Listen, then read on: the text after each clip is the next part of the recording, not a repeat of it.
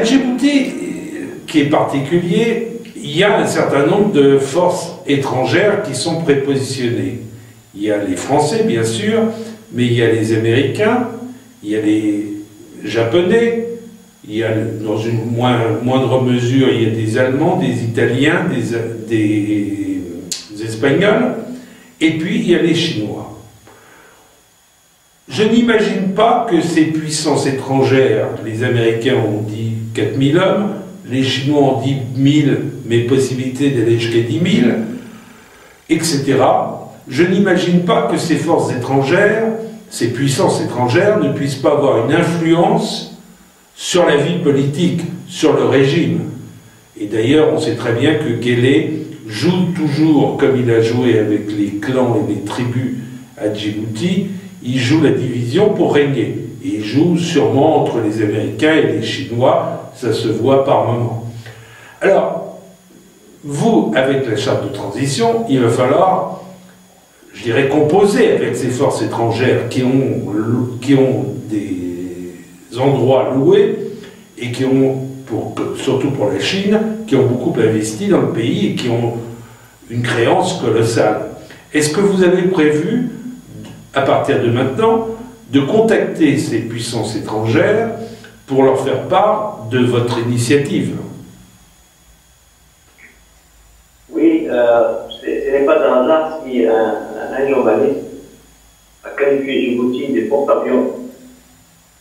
Justement, c'est à cause de toutes ces bases aujourd'hui qui pullulent en République de Djibouti, et nous sommes conscients de leur influence et aussi de leurs intérêts dans ces pays-là.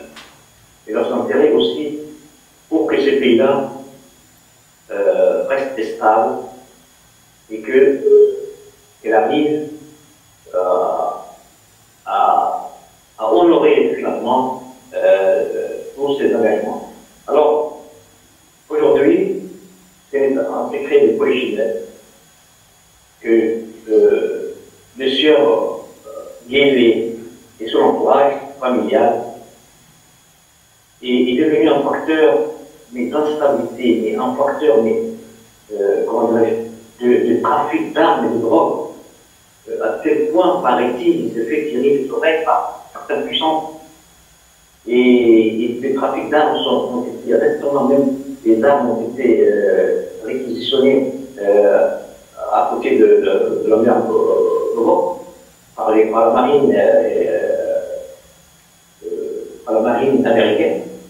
Et aujourd'hui, tout le monde sait que Ismaël Omar Guelleh est un fauteur de troubles. Un son ami, et sans parler de ses connexions avec les Shabab, et en Éthiopie, où il crée des désordres.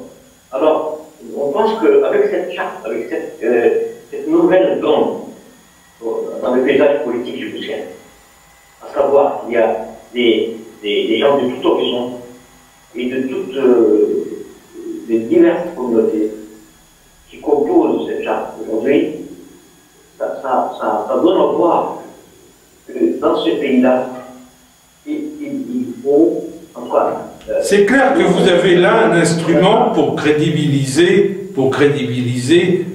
votre mouvement. Mais est-ce que vous avez prévu de prendre des contacts avec des ambassades, avec des gouvernements étrangers? Oui, absolument. Ces contacts-là ont déjà commencé aux États-Unis.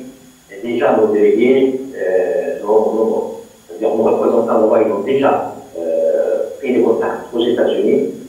Et ainsi que nos délégués et nos représentants en Europe ont déjà pris main avec l'Union européenne. Et nous comptons ici en France aussi, en main avec la puissance française et d'autres puissances. Et il est très important de leur montrer que dans ce pays-là, ce régime-là aujourd'hui est fini et que toutes les conditions aujourd'hui, toutes les conditions objectives sont réunies pour défaire ce régime.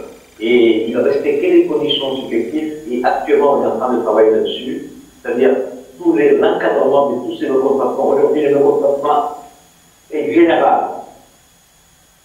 C'est-à-dire, du montant de Moussa Ali jusqu'au montant de Mont Agré. Et donc, on est en train d'encadrer ces consommation et de coordonner aussi des rythmes plus forts, y compris là-dedans.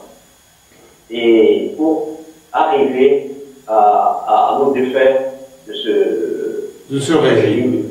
Mais ce régime, bon, Ismaël Omar Guelleh commence à vieillir, on dit qu'il est malade, mais on me dit qu'il est malade depuis 20 ans. Apparemment, je le vois quand il est venu en France, il a l'air en bonne santé, même si peut-être c'est un peu maquillé. Mais il va... Imaginons qu'il disparaisse de l'écran, qu'il démissionne, qu'il se sente fatigué. Est-ce que c'est pas son clan ou ses proches qui vont accaparer le pouvoir pour continuer le système Guelleh? C'est un risque. C'est un risque.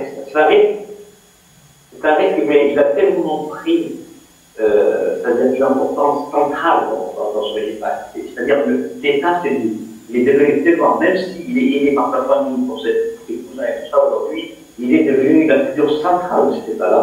Et je pense que ces régimes-là, s'ils commencent à disparaître, ne va pas survivre à la grande guerre. Et c'est la raison pour laquelle nous essayons d'ores et déjà d'envisager la mise en place de cette transition-là. Et on essaye encore, on va encore essayer de la faire parce que depuis qu'on a même lancé déjà le communiqué il y a quelques semaines, déjà il y a beaucoup d'adhésions par rapport à cette chose-là. Des gens de la société civile, même des anciens, et d'autres aussi qui disent on vous soutient, mais on ne peut pas aujourd'hui nous soutenir publiquement. Et donc c'est la raison pour laquelle nous essayons de marteler à toutes les composantes ou à toutes les sensibilités à l'unité, de dire qu'aujourd'hui, il y a un endroit où aller.